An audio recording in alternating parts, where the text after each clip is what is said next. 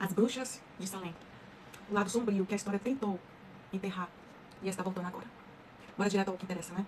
Quando a gente fala de Salem, a maioria das pessoas imagina um grupo de mulheres histéricas dançando no meio da floresta, invocando espíritos ou sendo queimadas vivas numa fogueira, certo? Mas a verdade é que o que rolou em Salem em 1692 foi muito mais sujo, tá?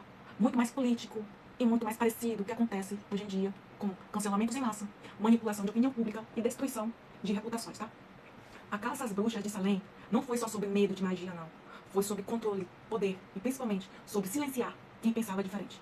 Para entender o tamanho da manipulação, você precisa saber o contexto, tá? Salem, em Massachusetts, era uma comunidade puritana. Isso significa que tudo girava em torno de uma interpretação extremamente rígida da Bíblia. Era um povo que acreditava que o mal estava em toda parte e que Satanás estava o tempo todo tentando corromper a comunidade. A paranoia era alimentada pelos próprios líderes religiosos, tá? E quando um grupo de meninas lideradas por Abigail Williams e Beth Paris começou a ter ataques, convulsões e surtos de histeria, foi a desculpa perfeita para iniciar uma verdadeira limpeza social. E sabe o que é pior? As acusações eram feitas sem qualquer evidência real.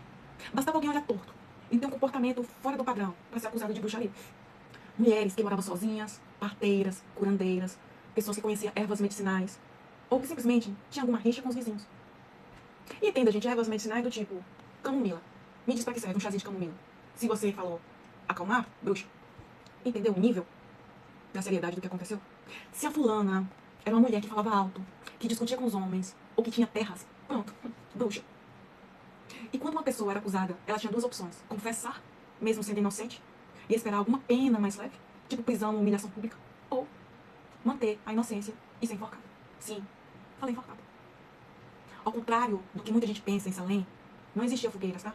As pessoas eram enforcadas. Mas o horror não para por aí, tá bom? Sabe como era feito as confissões? Com tortura psicológica. As vítimas eram privadas de sono por dias.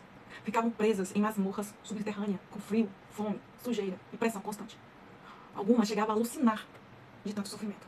E tem casos documentados de pessoas que foram presas, acorrentadas e deixadas sem comida, só para confessarem crimes que nunca cometeram.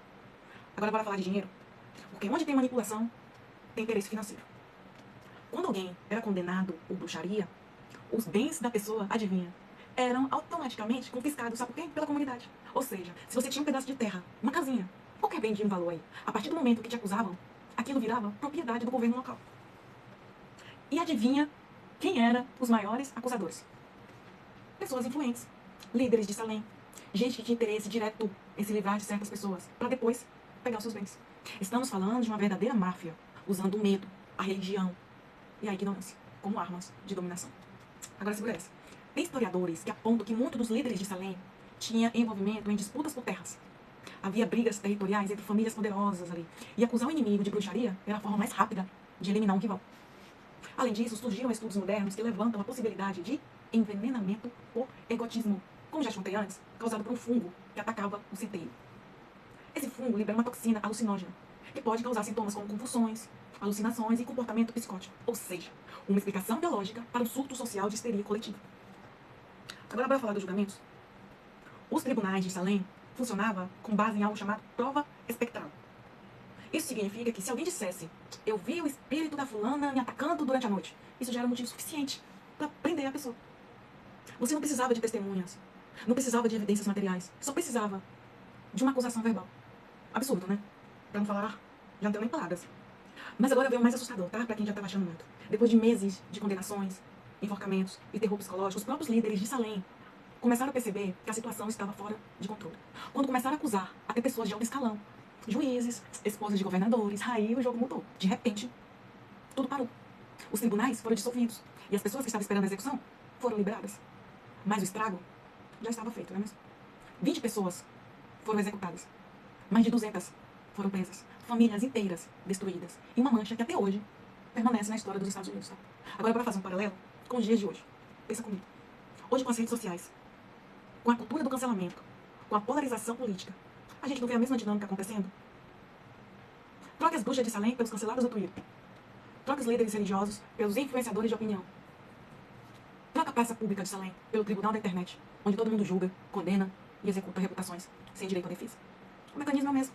Medo coletivo, manipulação de informação, lavagem cerebral, caça Há um inimigo em comum e, claro, ganho político e financeiro para quem controla a narrativa. E agora um detalhe final que poucos sabem. Anos depois do massacre de Salem, o governo de Massachusetts fez um pedido oficial de desculpa. Reconheceu os erros, libertou as vítimas sobreviventes e até pagou indenizações às famílias das vítimas. Mas, será que isso foi suficiente? Ou será que Salem deixou um legado sombrio que continua se repetindo, disfarçado, em diferentes formas, até hoje? Se vocês quiserem, eu posso fazer um próximo vídeo trazendo os nomes reais de todas as vítimas, os detalhes de cada execução, as cartas escritas por elas antes de morrer e como isso se conecta com o movimento feminista moderno, com a cultura de resistência e com o despertar social que a gente vê hoje, tá? Se quiser, comenta aí. Quero parte 2 das bruxas de Salem. E deixa o like, compartilha com aquele amigo que adora história real. E claro, se inscreve, porque aqui a gente expõe tudo aquilo que a história oficial tentou enterrar.